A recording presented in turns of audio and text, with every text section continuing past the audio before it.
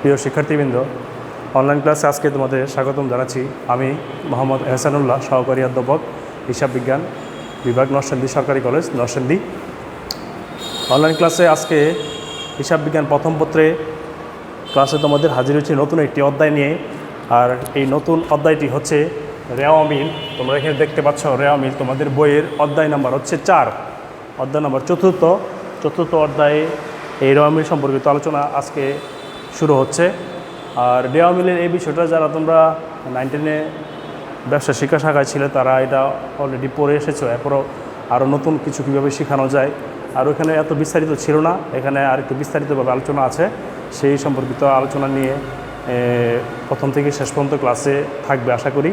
আর রেওয়া মিল কী এটা আমরা আলোচনা করব। এর আগের অধ্যায়গুলোতে আমরা আমি যে অধ্যায়গুলি পড়িয়েছি সেটা হিসাব বিজ্ঞানের পরিচিতি সম্পর্কিত বেশ কিছু আলোচনা এখানে করেছিলাম। আর রেওয়া মিল হচ্ছে হিসাব বিজ্ঞানের কোনো সুনির্দিষ্ট কোনো ধাপ নয়। এটা কেন করা হয়? এটা করা হয় হচ্ছে যে হিসাব বিজ্ঞানের যে জাবেদা করা হয়, জাবেদার পরে স্থায়ী যে হিসাবটা সেটা আমরা জানি খতিয়ান। স্থায়ী হিসাব হচ্ছে খতিয়ান, যেটাকে ইংরেজিতে বলে লেজার। এই লেজার হিসাবের শুদ্ধতা, মানে আমি যে হিসাব বিজ্ঞানের জাবেদার মাধ্যমে যে লেনদেনগুলি ঘটেছিল, এই জাবেদার মাধ্যমে যে লেনদেনগুলি আমরা খতিয়ান হিসাবভুক্ত করেছি, এই জাবেদাটা ঠিকভাবে হয়েছে কিনা, ডেবিট ক্রেডিট ঠিকভাবে হয়েছে কিনা, এই সম্পর্কিত লেনদেনগুলির হিসাবভুক্ত করে ঠিকভাবে হয়েছে কিনা সেগুলি গাণিতিক শুদ্ধতা বিচারের জন্য, শুদ্ধতা সঠিক নিরূপণের জন্য আমরা কী করি? রেওয়া মিল প্রস্তুত করি।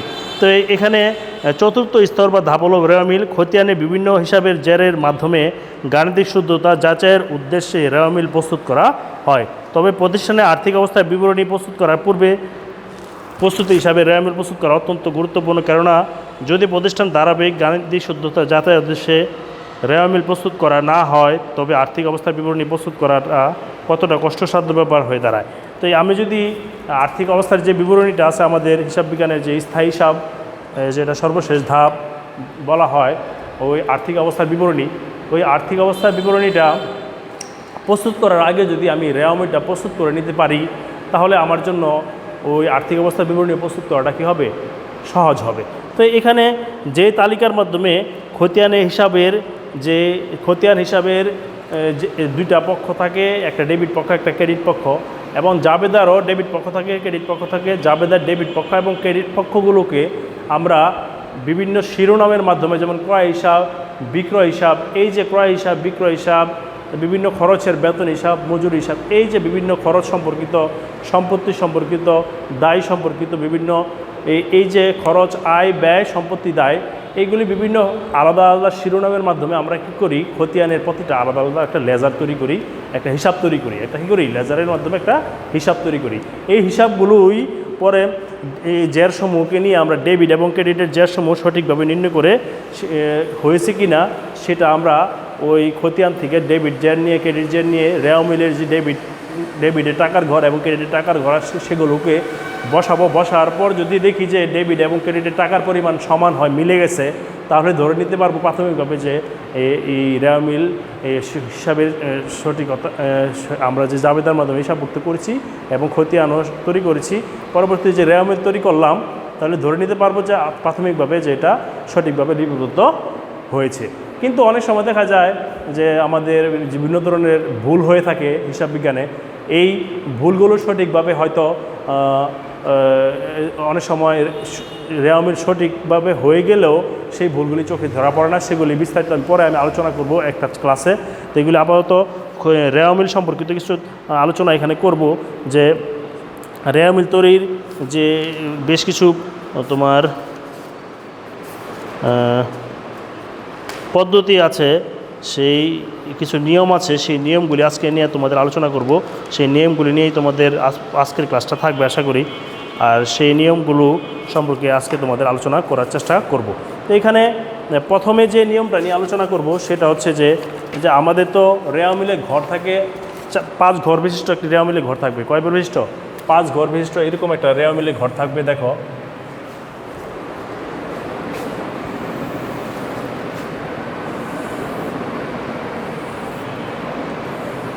এই যে তারিখ থাকবে, থাকবে কি বিবরণ, থাকবে কি খতিয়ান পৃষ্ঠা, থাকবে ডেবিট টাকা এবং ক্রেডিট টাকা। এগুলি তোমরা করে এসেছ। তারিখ, বিবরণ, সূত্র অথবা খতিয়ান পৃষ্ঠা। তোমাদের বই যেটা ব্যবহার করে খতিয়ান পৃষ্ঠা, এটা ব্যবহার করে এখানে অনেক সময় খতিয়ান পৃষ্ঠা, ডেবিট টাকা, ক্রেডিট টাকা। এই হচ্ছে তোমার যাবে রেওয়া মিলের ঘর। এখানে যে কোনো একটা কোম্পানির নাম থাকবে, কোম্পানির নামের এদিকে আবার হয়তো তারিখ থাকবে। এখানে কি থাকবে? তারিখ। এখানে কোম্পানির নাম থাকবে, তারিখ থাকবে। তো এখানে এই যে ডেবিট দিকের যে কিছু টাকা আসবে, ক্রেডিট দিকে কিছু টাকা আসবে, এই সম্পর্কিত কিছু আলোচনা তোমাদের আমি করব। যে এখানে আমার রেওয়া মিল,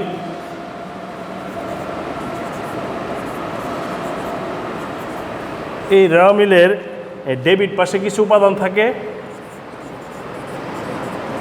যেটাকে বলা হচ্ছে যে এই ঘরটা আর কি, হ্যাঁ, ডেবিট। আর ক্রেডিট পাশে কিছু উপাদান থাকে। এখন এই ক্রেডিট উপাদান, এখন ওই যে খতিয়ানের করার পর খতিয়ানের যে শিরোনামগুলি থাকবে, যে ক্রয় হিসাব, বিক্রয় হিসাব, ক্রয়ের জের, এই ক্রয় হিসাবটাই এখানে একটা উপাদান। বেতন হিসাব থাকতে পারে, বেতনটা এখানে একটা উপাদান। এবার ক্রয় বিক্রয় থাকতে পারে, এগুলো উপাদান। এগুলোকে আমরা উপাদান নির্দেশ করব। তো এখানে ডেবিট দিকের যেই উপাদানগুলি থাকে, যাবতীয় সম্পদ, যাবতীয় সম্পদ। তারপরে থাকে তোমার যাবতীয় ব্যয় বা ক্ষতি, ব্যয় ও ক্ষতি, অগ্রিম ব্যয়সমূহ, ব্যয় সমূহ। এগুলি আসলে এটাও কিন্তু একটা সম্পদই, মনে রাখবে, এটাও একটা সম্পদ। তারপর আর কি কি থাকে এখানে দেখো। তারপরে বকেয়া আয়সমূহ,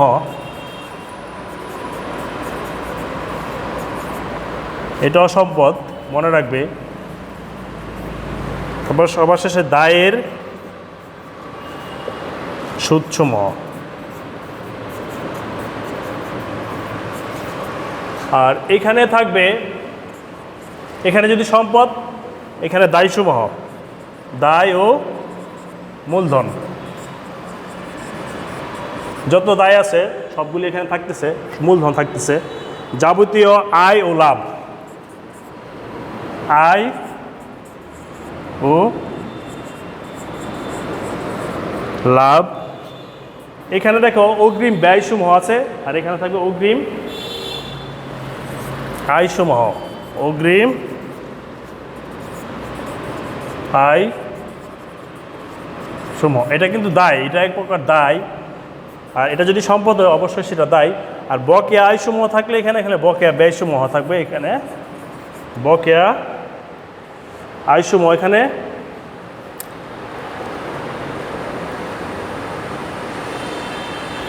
সরি বকেয়া আয় না, এখানে বকেয়া ব্যয়সমূহ হবে, সরি, বকেয়া ব্যয়সমূহ, বকেয়া আয়, ও সরি এখানে ঠিকই আছে, বকেয়া আয়। আর বকেয়া এখানে ব্যয়, এটা সম্পদ, আর এটা দায়, ব্যয়সমূহ, এটাও একটা দায়। যেমন এখানে যদি বকেয়া আয়সমূহের কথা বলি, যেমন উপভাড়া তোমরা পড়ে এসেছো, বাড়ি ভাড়া যদি বকেয়া থাকে, এগুলো আমরা বকেয়া আয়সমূহ ধরবো। আবার বকেয়া ব্যয়সমূহ থাকে, বকেয়া বেতন, বকেয়া মজুরি, মনে পড়ে আসছো, এগুলি তোমরা বকেয়া, এগুলি দায়। তারপরে এখানে আসতেছে সম্পদের সুদসমূহ।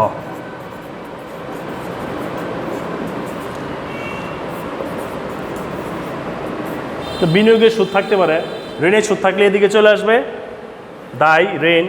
আর যদি সম্পদ থাকে বিনিয়োগের যদি সুদ থাকে তাহলে আয় সেটা ওদিকে যাবে। কারণ আমরা এখানে বলছি যে সকল আয়গুলি থাকবে কি তোমার এখানে ক্রেডিট, আর সকল ব্যয়গুলি থাকবে কি তোমার ডেবিট। তো এখানে যে বিষয়টা সবচেয়ে বেশি গুরুত্বপূর্ণ সেটা হচ্ছে সম্পদ দায়, সম্পদ দায়, ব্যয় আয়, ক্ষতি লাভ, অগ্রিম ব্যয়সমূহ, অগ্রিম ব্যয় যদি সম্পদ হয় অগ্রিম আয়গুলি হবে দায়। এখন তোমার এগুলি চিনতে হবে কোনটা অগ্রিম সম্পদ, কোন ব্যয়, কোনটা অগ্রিম আয়। আবার বকেয়া আয়সমূহ যদি সম্পদ হয় তো বকেয়া ব্যয়সমূহ দায়, মানে ক্রেডিট হবে। দায়ের সুদসমূহ বলছি একটু আগে উদাহরণ ঋণের সুদ, আর এখানে সম্পদের সুদসমূহ মানে হচ্ছে গা বিনিয়োগের সুদ। এই যে বিষয়গুলো এইগুলো আসলে রেওয়া মিলের আসার বিষয়। আর সবসময় খেয়াল রাখবে সম্পদ সর্বদাই কি ডেবিট উদ্ধৃত নির্দেশ করে, স্থায়ী সম্পদ হোক আর চলতি সম্পদ হোক, সকল সম্পত্তি ডেবিট উদ্ধৃত প্রকাশ করে, এটা খেয়াল রাখবে। আর যে বিষয়গুলো আলোচনা করা দরকার সেটা নিয়ে আজকে আলোচনা করব। যে বিবেচ্য বিষয় কিছু আছে সেই বিষয়। এখন আমাদের এই সবগুলো আইটেম হচ্ছে ডেবিট, এই সবগুলো আইটেম কি ডেবিট, এই সবগুলো আইটেমের বিষয়গুলো চলে আসবে এই ঘরে, ঠিক আছে।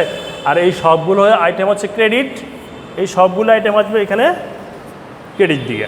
তো এই বিষয়গুলো আমরা প্রাথমিক এগুলি রেওয়া মিলের আইটেম উপাদান কিন্তু অনেক আছে, ঠিক আছে। কিন্তু আমরা যদি এই যে 1 2 3 4 5 এই 5টা আর এই 5টা এটার বিপরীতেও ধরা যায় ডেবিটগুলির বিপরীত ক্রেডিট, এই 5টা যদি আমি 10টার হেডিং যদি আমি চিনতে পারি তাহলে রেওয়া মিলে যে ঘরগুলি মানে টাকাগুলি বসাবো সেগুলি আমি সহজেই নির্ণয় করে নিতে পারবো।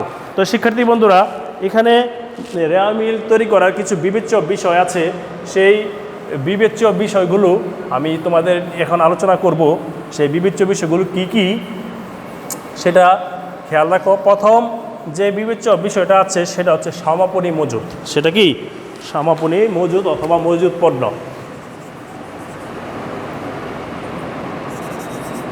মজুদ পণ্য অথবা সমাপনী মজুদ, সমাপনী মজুদ। সাধারণত সমাপনী মজুদ রেওয়া মিলে আসে না, সাধারণত কি সমাপনী মজুদ রেওয়া মিলে আসে না। কিন্তু অঙ্কে যদি সমন্বিত ক্রয় থাকে, কি থাকে সমন্বিত ক্রয় থাকে, আর একই অঙ্কে যদি প্রারম্ভিক মজুদ সমাপনী মজুদ এগুলি থাকে ক্রয় থাকে তাহলে এই ক্ষেত্রে সমাপনী মজুদ আসবে না। আবার একই অঙ্কে এরকম যদি থাকে সমন্বিত ক্রয় আবার সমাপনী মজুদ তখন আমার কি আসবে এই প্রারম্ভিক মজুদ আর ক্রয় এবং সমন্বিত ক্রয়ও আছে, আবার সমাপনী মজুদও আছে। এই ক্ষেত্রে সমন্বিত ক্রয় আসবে কিন্তু প্রারম্ভিক মজুদ আসবে না, ক্রয় আসবে না, সমাপনী মজুদ আসবে সেক্ষেত্রে। কিন্তু নর্মালি আসলে সমাপনী মজুদ রেওয়া মিলে আসে না। তো এখানে বইয়ের যে ভাষাটা আছে সেটা তোমরা শুনতে পারো। মজুদ পণ্য, প্রারম্ভিক মজুদ পণ্য ও সমাপনী মজুদ পণ্য দুইটি থাকলে সাধারণত সমাপনী মজুদ পণ্য রেওয়া মিলে আসবে না, কারণ এটি প্রারম্ভিক মজুদ পণ্য উভয়ের অংশবিশেষ যা হিসাবকাল শেষে গণনা করা হয়।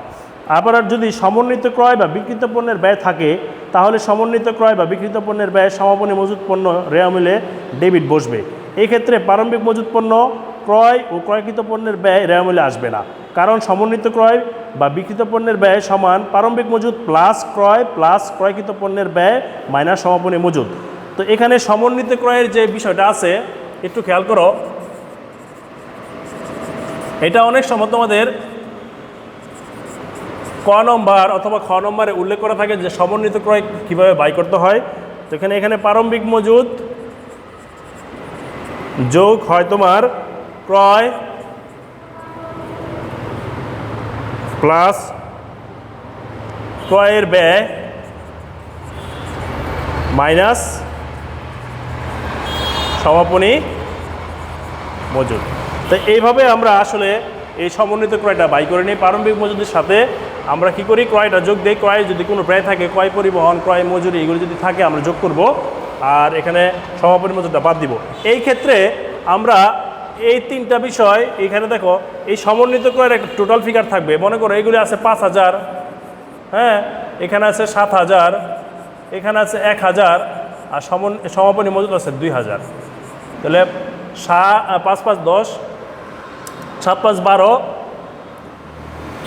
13 থেকে 2 বাদ দিলে 11,000। তো এটা কিন্তু আসলে সমন্বিত ক্রয়। এই ক্ষেত্রে যখন কিনা এই সমন্বিত ক্রয়ের সাথে আমার এইগুলি দেওয়া থাকবে বা সমাপনী মজুদ দেওয়া থাকবে, এই ক্ষেত্রে আমার রেওয়া মিলে যে দুইটা ডেবিট এবং ক্রেডিটের টাকার কথা উল্লেখ করছিলাম, এই ক্ষেত্রে এই সমন্বিত ক্রয় এখানে এই 11,000টা এখানে নিয়ে আসবো। আর এটা যেহেতু বাদ দিয়ে দিয়েছিলাম, তাই এটাও আমরা এখানে এই 2,000 টাকা এখানে নিয়ে আসবো সম্পত্তি হিসাবে, ঠিক আছে।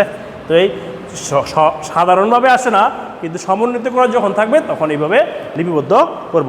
তো শিক্ষার্থী বন্ধুরা, এখানে আজকে নিয়মতান্ত্রিক কিছু আলোচনা তোমাদের সাথে আমি করব। আর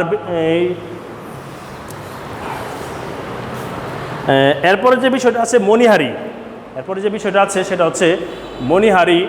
তো এখানে মণিহারির বিষয়টা তোমাদের নিয়ে একটু আলোচনা করি। যে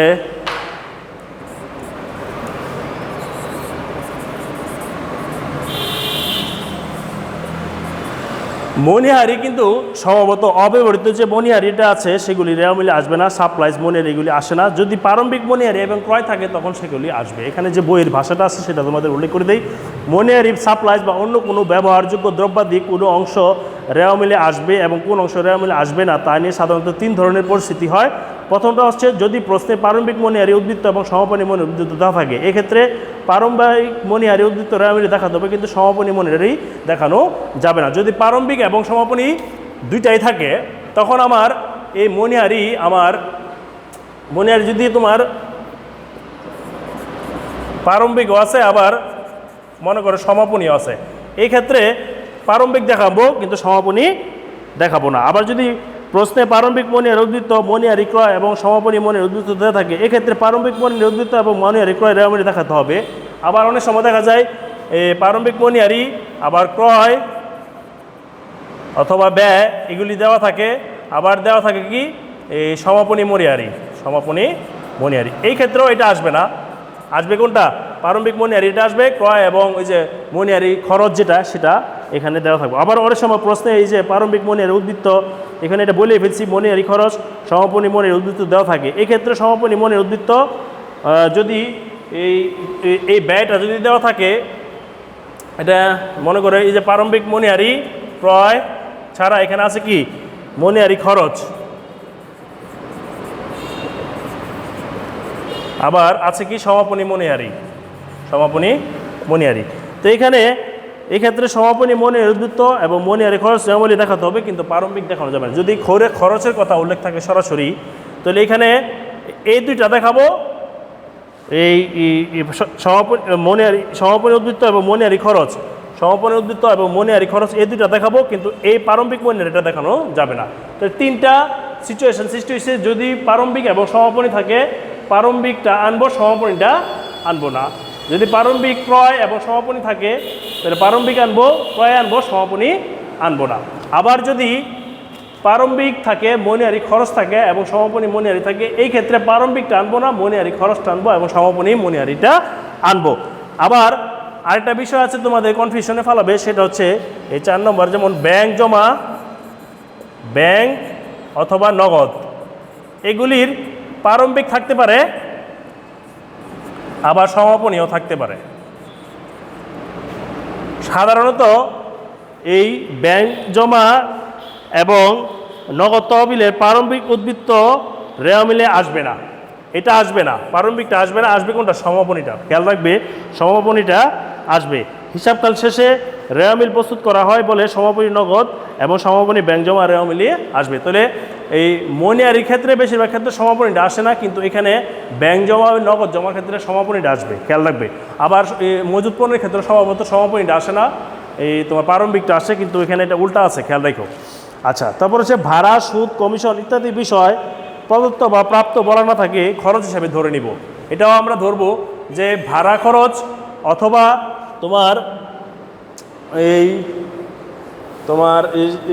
এই যে কমিশন, সুদ, এগুলি যদি স্পষ্ট করে না দেয় যে এগুলি কি খরচ না আয়, যেমন সুদ আয়ও হতে পারে, সুদ ব্যয় হতে পারে, কমিশন আয়ও হতে পারে, কমিশন ব্যয় হতে পারে, যদি এগুলি স্পষ্ট না করে, তাহলে আমরা এটাকে ধরে নিব এটা হচ্ছে খরচ। এটা কি খরচ।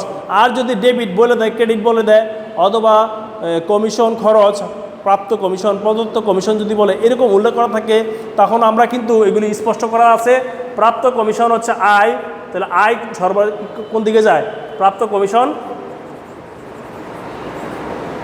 শুধু দেখো কমিশন আর যদি বাট্টা এগুলি যদি উল্লেখ থাকে তাহলে এগুলিকে প্রাথমিকভাবে খরচ ধরবো। আর যদি কমিশন এবং বাট্টা এগুলি যদি স্পষ্ট না করে, এগুলি যদি স্পষ্ট না করে তখন এগুলি খরচ ধরবো। আর যদি বলে এই যে প্রাপ্ত, এখন হয়ে গেছে কি প্রাপ্ত কমিশন, তখন কিন্তু এগুলি যদি প্রদত্ত বলে, আচ্ছা প্রদত্তটাই বলি আগে, প্রদত্ত বললে এগুলি খরচ, প্রদত্ত কমিশন, প্রদত্ত বাট্টা। আর যদি প্রাপ্ত হইতো, প্রাপ্ত কমিশন, প্রাপ্ত বাট্টা, তখন কিন্তু আয়। তাহলে আমরা প্রথম দিকে যে বলেছিলাম যে খরচ হলে সেগুলি হচ্ছে ডেবিট, আর আয় হলে সেগুলি হচ্ছে কি ক্রেডিট। ঠিক আছে শিক্ষার্থী বন্ধুরা, এই নিয়মগুলি কিন্তু অবশ্যই মাথায় রাখতে হবে, কারণ রেওয়া মিল এমন একটা বিষয় যে তোমার যদি যে কোনো একটা উপাদানের হেরফের হয়ে যায়, ডেবিট ক্রেডিট উঠানোর ক্ষেত্রে যদি সঠিকভাবে উঠাতে না পারো, অসতর্কতাবশত অথবা না জানার কারণে, তাহলে কিন্তু রেওয়া মিল আর মিলবে না। আচ্ছা এটা খেয়াল রাখবে। আচ্ছা আরেকটা হচ্ছে ক্রয় ফেরত বা ক্রয় বাট্টা। ক্রয় আমরা নর্মালি ধরি কি ক্রয়, ক্রয় হচ্ছে ডেবিট, কিন্তু যদি ক্রয় ফেরত থাকে, ক্রয় ফেরত অথবা বাট্টা, ক্রয় বাট্টা, তাহলে কিন্তু এটা কোনটা ডেবিটের উল্টাটা হবে, ডেবিটের কী হবে উল্টা হবে, খেয়াল রাখবে। আবার যদি থাকে বিক্রয়, বিক্রয় কিন্তু নর্মালি ক্রেডিট, কিন্তু যদি থাকে বিক্রয় ফেরত অথবা বিক্রয় বাট্টা, তাহলে এটা হবে কি ডেবিট। এই যে এটার উল্টা, এটা কি উল্টা, এগুলি খেয়াল রাখবে। ক্রয় ডেবিট, ক্রয় সম্পর্কিত ক্রয় বাট্টা, ক্রয় ফেরত এগুলি থাকলে ক্রেডিট, বিক্রয় ক্রেডিট, বিক্রয় বাট্টা, বিক্রয় ফেরত থাকলে সেটা ডেবিট। এরপর আছে তোমার শিক্ষানবিশ ভাতা, শিক্ষানবিশ স্যালামি, এগুলি খেয়াল রাখবে। শিক্ষানবিশ, শিক্ষানবিশ ভাতা, ভাতাটা হচ্ছে খরচ, ভাতাটা হচ্ছে কি খরচ ডেবিট। আর শিক্ষানবিশ স্যালামি যদি থাকে, স্যালামি হচ্ছে ক্রেডিট, স্যালামি হচ্ছে কি ক্রেডিট, তাহলে এটা ক্রেডিটটা হবে আয়, ক্রেডিট হচ্ছে আয়, খেয়াল রাখবে। এরপর হচ্ছে নিশ্চিত দেওয়া সম্পদ নয় বলে সম্ভাব্য দায়, সম্ভাব্য সম্পদ রেওয়া মিলে আসবে না। যদি সম্ভাব্য কোনো সম্পদ, সম্ভাব্য কোনো দায় এগুলি থাকে তাহলে রেওয়া মিলে আসবে না। তারপর হচ্ছে তোমার কিন্তু টিকা দিতে পারবে, কি দিতে পারবে টিকা দিতে পারবে। সকল হিসাব শুদ্ধভাবে লেখার পরেও যদি রেওয়া মিল না মিলে, আমি সকল আইটেম এভাবে ডেবিট ক্রেডিট করলাম, সব কিছু করলাম, এখানে ডেবিট এখানে কি ক্রেডিট করলাম, করার পরে দেখা গেল এখানে আসলো 70,000 আর এখানে আসলো 60,000, আমি যোগফলটা লিখবো না, দুইটা যোগ করার পরে দেখবো যে আসলে অন্য এক জায়গায় রাফ করে নিব যে 70,000 টাকা হয়েছে, এটা কি দুইটা মিললে তখন টাকাটা উঠাবো। যদি দেখি এখানে 70,000 ডেবিট দিকে আর এখানে ক্রেডিট দিকে 60,000, এখন দেখবো ক্রেডিট দিকে কি এই মূলধনটা দেওয়া আছে কিনা। যদি ক্রেডিট দিকে এই মূলধন তোমার রেওয়া মিলে যদি মূলধন দেওয়া না থাকে, তখন আমি এই এখানে 10,000 টাকা দিয়ে তারপর এখানে 70,000 টাকা দিয়ে মিলাই ফেলবো। আর যদি মূলধন দেওয়া থাকার পরেও আমার এই 60,000 টাকা থাকে, মূলধন আছে তারপরে যদি এই 60,000 টাকাই থাকে, তখন কি করব, তখন আমরা একটা নতুন হিসাব করবো, সেটা হচ্ছে অনিশ্চিত হিসাব। অনিশ্চিত হিসাব লিখে প্রাথমিকভাবে আমরা এই 10,000 টাকা এখানে লিখে তারপরে এই 70,000 টাকা মিলাবো। এটা যে কোনো এক জায়গায় হয়তো ভুল আছে, সেটা আমরা পরে নির্ধারণ করব, পরে বাই করব। কিন্তু পরীক্ষার মধ্যে যদি এই ধরনের সিচুয়েশন সৃষ্টি হয়, এই ধরনের পরিস্থিতি সৃষ্টি হয়, তখন আমরা দেখব যে ক্রেডিট দিকে মূলধন দেওয়া আছে কিনা। যদি এরকম না থাকে, আবার দেখা গেল এখানে 70,000 আছে, এখানে গিয়ে 60,000 টাকা হইলো, এখানে কি হইলো 60,000 টাকা হইলো, তখন এখানে অনিশ্চিত হিসাব এখানে 10,000 টাকা দিয়ে মিলাই ফেলবো। এখানে আর কোনো ডেবিট দিকে যদি কম হয়, সরাসরি অনিশ্চিত হিসাব দিয়ে লিখে 70,000 টাকা মিলাই দিব। তো শিক্ষার্থী বন্ধুরা এটা খেয়াল রাখবে, এটা অবশ্যই এইভাবে করে নিতে হবে। অনিশ্চিত হিসাবের ইংরেজি নাম হচ্ছে সাসপেন্স অ্যাকাউন্ট, সাসপেন্স অ্যাকাউন্ট। যদি রেওয়া মিলে ক্রেডিট দিকে টাকার পরিমাণ কম হয়ে থাকে, তখন কিন্তু আমার দেখব মূলধন বসাইছি কিনা। যদি মূলধন না বসায় থাকি, মূলধন যদি অঙ্কে দেওয়া না থাকে, তাহলে মূলধন বসিয়ে বাকিটা পার্থক্য করে মিলাই দিব, অনিশ্চিত হিসাব আর লাগবে না। এই হচ্ছে রেওয়া মিল করার প্রাথমিক কিছু নিয়মাবলী। তো এই শিক্ষার্থী বন্ধুরা, রেওয়ামিল থেকে বেশ কিছু প্রশ্ন এখানে তোমাদের আসে। এখানে এই যে বলছিলাম সকল স্থায়ী সম্পদ ডেবিট, এই যে প্রথম দিকে যে কথাগুলি বলেছি, আবার কিছু কিছু আইটেম আছে যেমন এই যে ক্রয় খতিয়ানের জের, যেটা তোমরা পড়ে আসছো, দেনাদার অথবা প্রাপ্য হিসাব অথবা তোমার বিক্রয় খতিয়ানের জের, বিক্রয় খতিয়ানের জের, এইগুলি কিন্তু আসলে সব একই নাম, এটা সবসময় ডেবিট হয়। আবার দেনাদারের উল্টা হচ্ছে পাওনাদার, আর প্রাপ্য হিসাব হচ্ছে উল্টা হচ্ছে প্রদেয়, বিক্রয় হচ্ছে ক্রয় খতিয়ানের জের, এটা হচ্ছে ক্রেডিট। এটা কি ক্রেডিট? তো এটা পরীক্ষা যেটাই থাকুক এটা আমরা এখানে তুলব। তো এটার এই দেনাদারের আরেকটা নাম আছে পুস্তক ঋণ।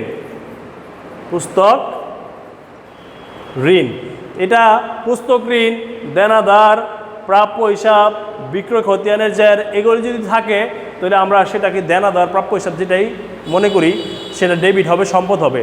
আর সকল সম্পদ আমরা জানি সেটা হচ্ছে কি ডেবিট দিকের আইটেম, সেটা চলতি সম্পদ হতে পারে, স্থায়ী সম্পত্তিও কি হতে পারে। আবার ব্যাংক সুদ হচ্ছে তোমার, ব্যাংক সুদটা হচ্ছে ব্যাংক সুদ যদি তোমার আয় হয় তাহলে সেটা হবে তোমার ক্রেডিট দিকের আইটেম। আর ব্যাংক জমাতিরিক্ত সুদ হচ্ছে দায়, এটা হবে তোমার ডেবিট দিকের আইটেম। আবার আরেকটা জিনিস খেয়াল রাখবে, এই যেমন এই সকল সঞ্চিতি ক্রেডিট হয়, কিন্তু প্রাপ্য হিসাবের পাওনাদারের বাট্টা সঞ্চিতিটা ডেবিট হবে। পাওনাদারের বাট্টা সঞ্চিতি ডেবিট ছাড়া সকল সঞ্চিতি, আমি তহবিল ক্রেডিট, সঞ্চিতির ক্রেডিট, এগুলি সব আমরা ওইখানে তুলব। ঠিক আছে? পদীয় বিলের বাট্টা সঞ্চিতি, এগুলি আমরা ডেবিট দিকের আইটেম, এটা দায়ের বিপরীতে হলে সেটা হবে এখানে। ঠিক আছে? এই হচ্ছে রেওয়ামিল সম্পর্কিত যে নিয়মকানুন, সেই নিয়মকানুন আর বিবেচ্য বিষয়গুলো আমি বলে দিছি। আর আরেকটা আছে এখানে, এই যে পাওনাদার, ক্রয় খতিয়ানের যে সরবরাহকারী, এখানে এটার আরেক নাম আছে সরবরাহকারী। বলে দেই, সরবরাহকারী।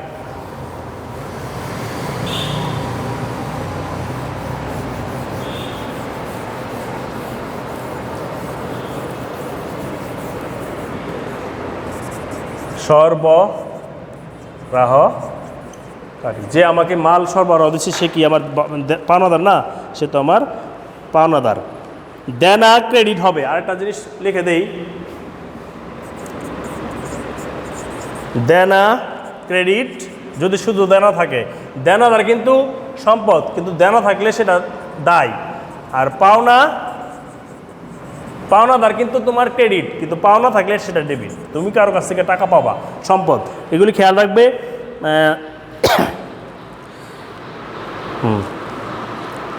তা পরীক্ষায় যে প্রশ্নগুলো তোমাদের আসে সেই ধরনের প্রশ্নগুলি, যেমন অনেক সময় কী ধরনের প্রশ্ন তোমাদের পরীক্ষা থাকে, যেমন চলতি সম্পত্তির পরিমাণ বাই করো, এরপরে তোমার মুনাফা জাতীয় ব্যয় এবং মুনাফা জাতীয় আয়ের পার্থক্য নির্ণয় করো, তারপরে হচ্ছে গিয়া এই স্থায়ী সম্পত্তির পরিমাণ নির্ণয় করো, অস্পর্শনীয় সম্পত্তির পরিমাণ নির্ণয় করো, এগুলি হচ্ছে প্রশ্ন।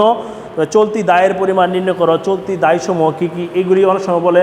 আবার মুনাফাজিত আয়ের পরিমাণ অথবা পরোক্ষ ব্যয়ের পরিমাণ নির্ণয় করো, প্রত্যক্ষ ব্যয়ের পরিমাণ নির্ণয় করো, পরোক্ষ ব্যয়ের পরিমাণ নির্ণয় করো, মূলধন জাতীয় আয়ের পরিমাণ নির্ণয় করো। এগুলি নিয়ে আমরা আগামী ক্লাসে একদম মানে এই যেগুলি বললাম, এগুলি ছাড়া আরও কিছু বিষয় নিয়ে আসা, এই বিষয়গুলোর উপর কি কি উপাদান জড়িত থাকে সেটা নিয়ে আলোচনা করব আগামী ক্লাসে।